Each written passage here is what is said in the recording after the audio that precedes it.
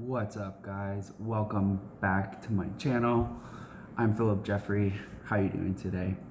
So today I wanted to do an unboxing of my latest Abercrombie and Fitch haul, but I woke up a little bit too late today and kind of missed the golden hour of lighting, and we'll have to wait for tomorrow. So I thought I'd backtrack a little bit and just talk about my experience of what it was like working there as a manager for almost 6 years. So I'll start at the beginning. I had relocated from New York to the Washington, D.C. area and didn't have a job. And this was in the mid 2000s. And I remember being approached by a store manager several times in New York and New Jersey while I was shopping, just being asked if I wanted to work there, but I was working full time, so I had to politely decline. But I remember thinking, hey, like that's an opportunity that maybe I could check out.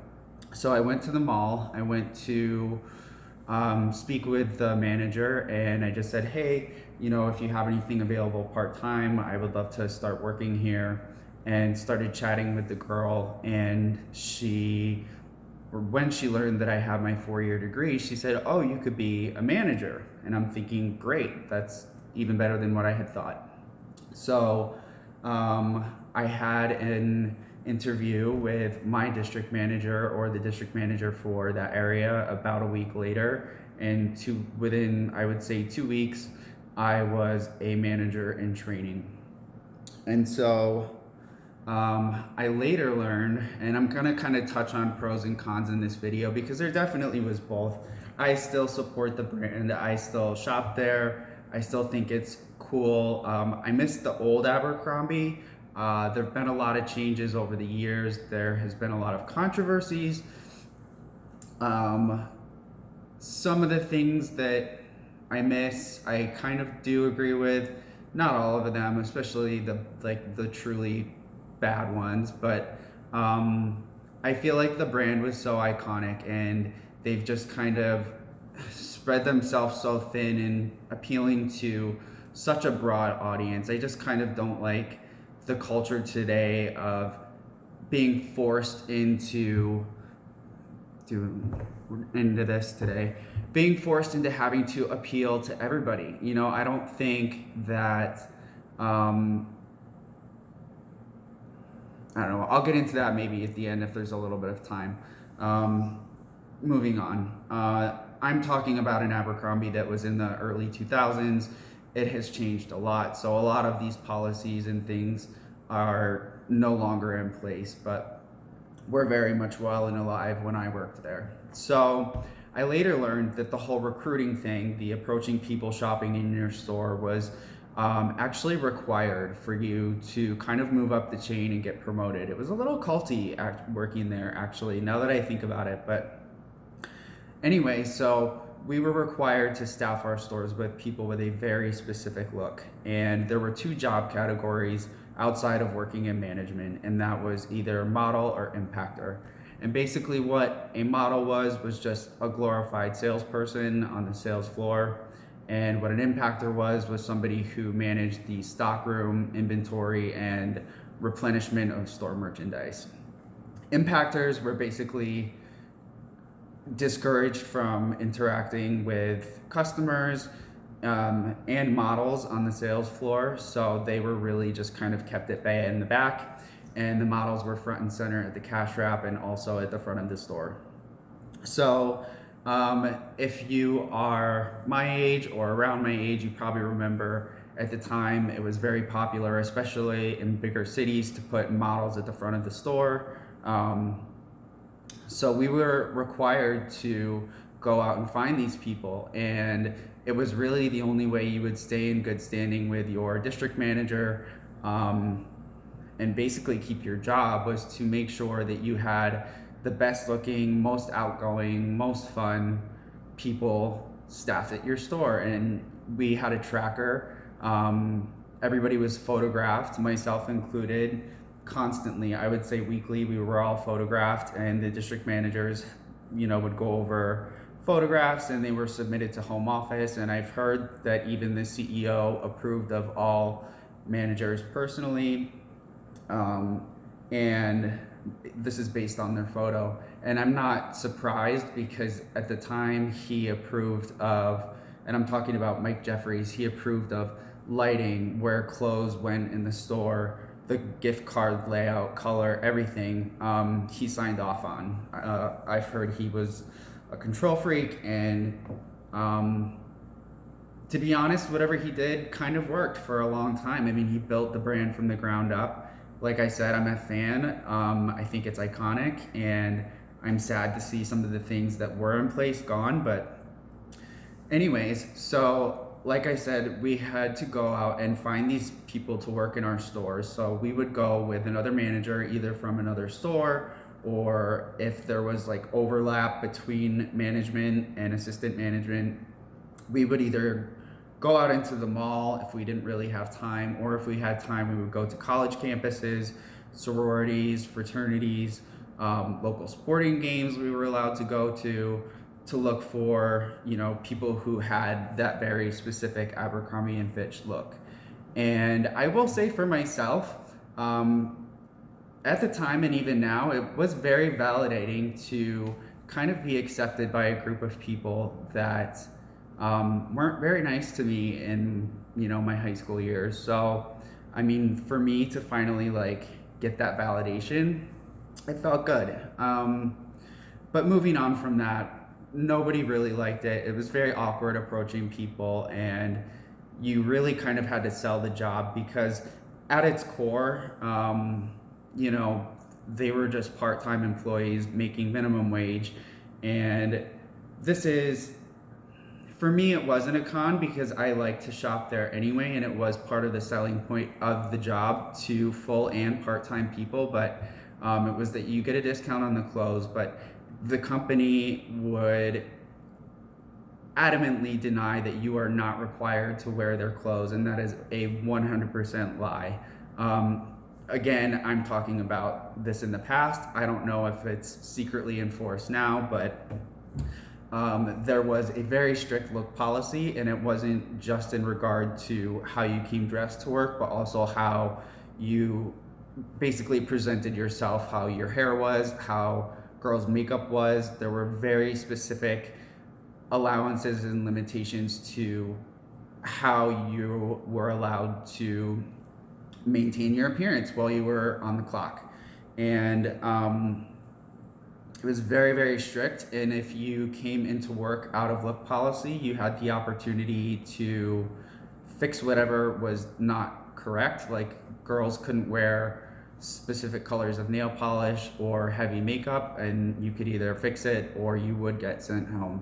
And I am pretty sure that is illegal, but that was one of the few very shady things that they did behind the curtain, so to speak. It was said in the policy that you didn't have to wear their clothes, but at the end of the day, if you didn't support the brand 100% and like weren't totally all about it, you know, you would not be very popular, and you wouldn't move up in the ranks. You wouldn't get shifts if you were a part-timer, or you wouldn't get promoted if you were full-time.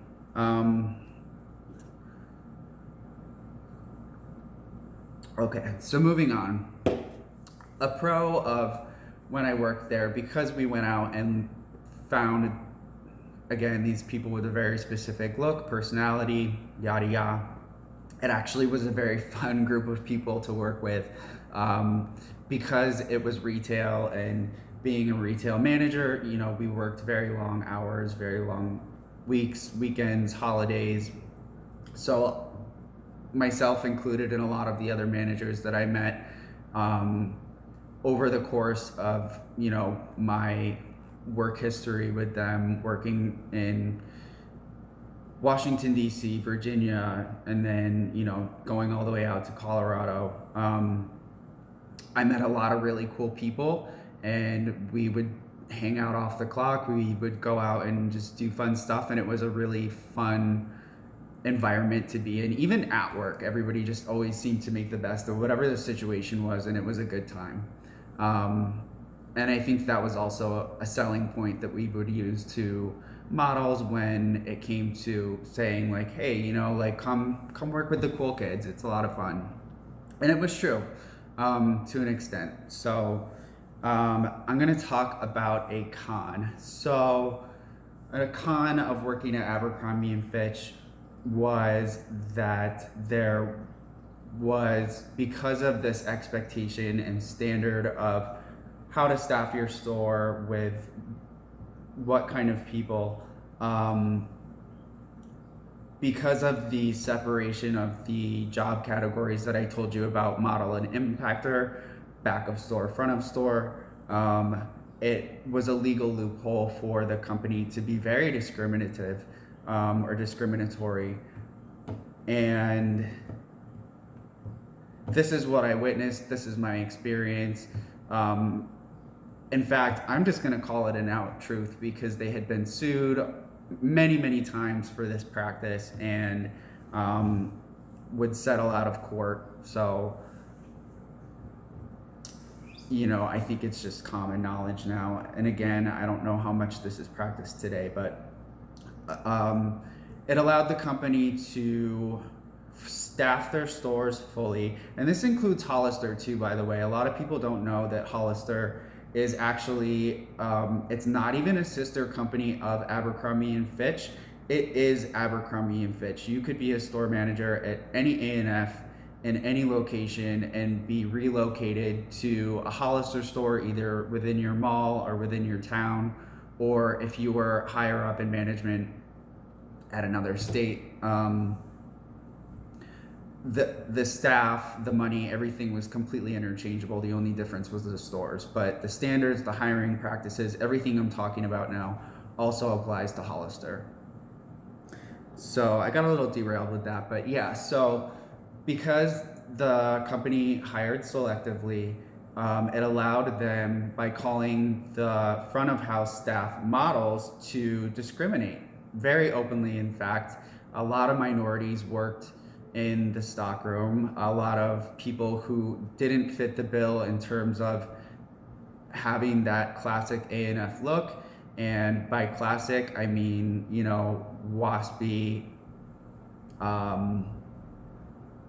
what does that stand for? Like white Anglo-Saxon Protestant, middle to upper class, cheerleader, football player kind of framework. Then you would be hired as an impactor and be forced to work in the back. Again, the company would deny that, but it is 100% true. Let's see, what else can I touch on?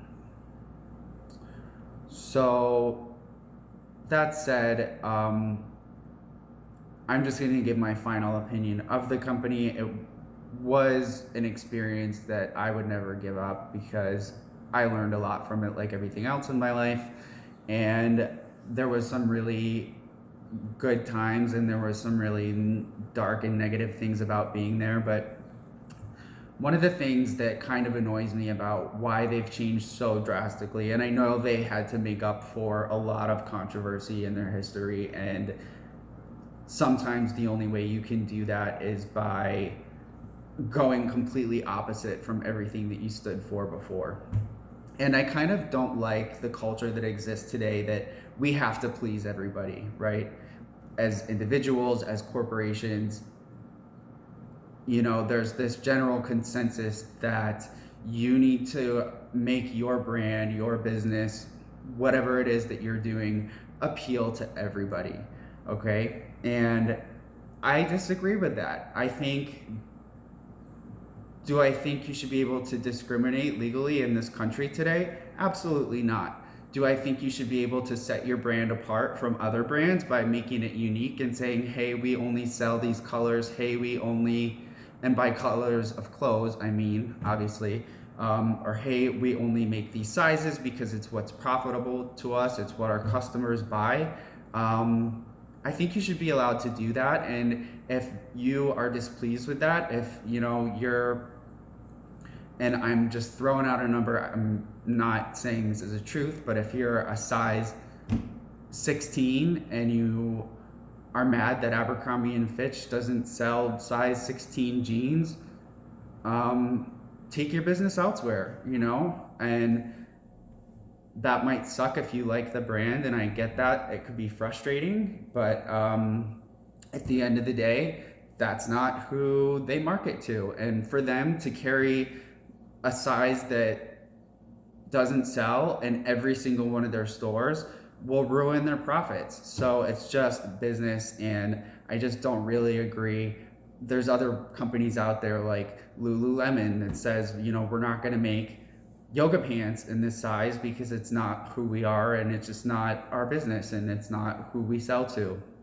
And they got a bunch of crap for that, and it's just kind of in our culture today. And I do think, although we should be inclusive, I don't think it's a bad thing to set yourself apart. I've said this before, I think A&F was iconic, although I disagree with a lot of things that Mike Jeffries has said in the past. I do think he built a brand from the ground up that was really cool at the time. I still think it's really cool, but I'm gonna end this video on that note. If you've worked for the company, I'd love to hear your experience down in the comments. If you have any questions for me, always please let me know down below. Like, subscribe, and I will try to get up a little earlier tomorrow and do my unboxing haul. That is it for now. Thanks, guys. I'll see you next time.